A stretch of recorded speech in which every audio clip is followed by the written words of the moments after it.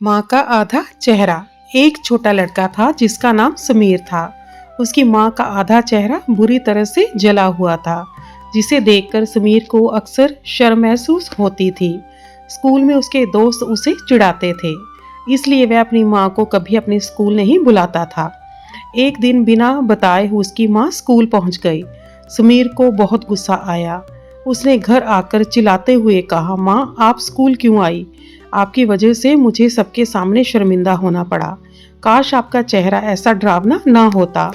उसकी माँ की आंखों में आंसू आ गए, लेकिन वह शांत रही। कुछ दिनों बाद समीर को अपनी माँ की पुरानी डायरी मिली।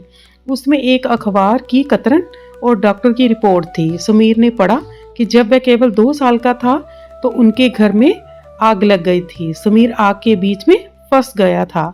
उसकी माँ ने अपनी जान की परवाह किए बिना आग में छलांग लगा दी। उसने समीर को तो सुरक्षित बाहर निकाल लिया और उसे अपने सीने से ढक लिया, लेकिन उस आग की लपटों ने उसकी माँ के चेहरे का एक हिस्सा बुरी तरह से झुलसा दिया। समीर की आंखों से फूट फूट कर आंसू निकलने लगे। जिस चेहरे को वह डरावना समझता था, वह दरअसल उसकी अपनी जान बचाने का निशान था। वह भागा हुआ अपनी माँ के पास गया, उनके हाथ चूमे और लिपट कर रोने लगा। उसे समझ आ गया था कि दुनिया में सबसे खूबसूरत चेहरा माँ का होता है, चाहे उस पर कितने भी दाग क्यों ना हो। दिखावा कुछ भी नहीं है। असली खूबसूरती चेहरे में नहीं, बल्कि मन और कर्म में होती है। माँ अक्सर अपने कष्टों के बारे में बच्चों को नहीं बताती, ताकि वे दुखी ना हो।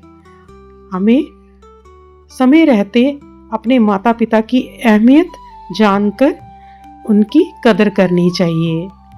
तो आज की कहानी आपको कैसी लगी, कमेंट करके जरूर बताइएगा।